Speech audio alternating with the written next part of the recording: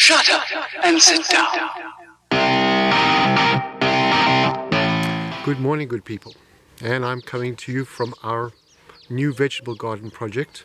And we're going to be chatting to you about something that's maybe a little bit more stressful than growing vegetables, and it's the wave of fear and anxiety that seems to be gripping the world at the moment. If you read our blogs about COVID, you'll see doctors' rooms are full of anxious patients. It's all over social media, and what this does is it creates a type of mental static or mental noise, and my problem with that is that it blocks out the actual important natural signals that you are maybe going to be in danger. And it's energy draining, and it really doesn't serve your life. So what's to be done about it? And I'm just going to present you a very simple model, which is an adaptation of Stephen Covey's circles of influence. And it's just my own way of, when I look through that model, it's my own way of representing it. And so you see three concentric circles, and the outer circle, most far away from you, Covey would have called that your circle of concern, but in my world, that's my circle of no control. It's the things I have no control, no influence over. My skills, my resources cannot touch those things. So it might be the economy, it might be the crime rate, it might be global warming, although I suppose if you're Greta Thunberg, that's something that she feels she can control or she can influence. But it's the things that I have absolutely no influence over. And what typically happens is that people become very anxious about it, and they post all sorts of stuff on social media.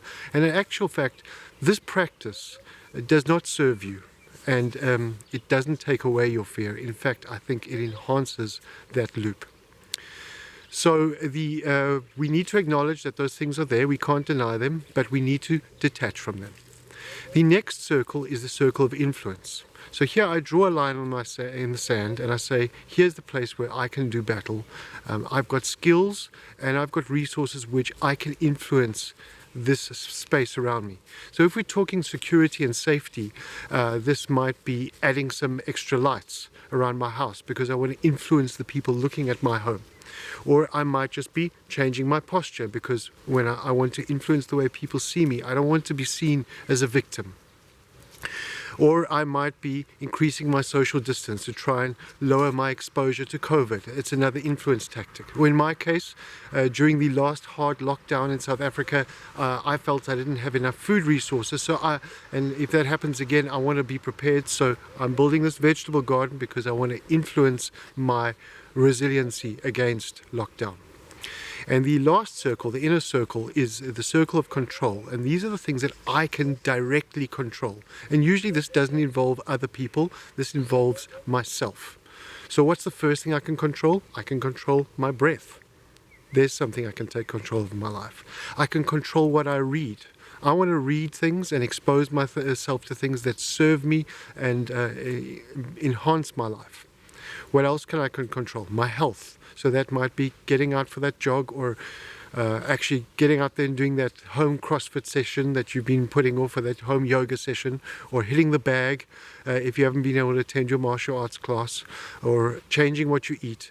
These are things that I can directly take control. Or maybe it's putting that first aid kit in my kitchen, if we're talking safety.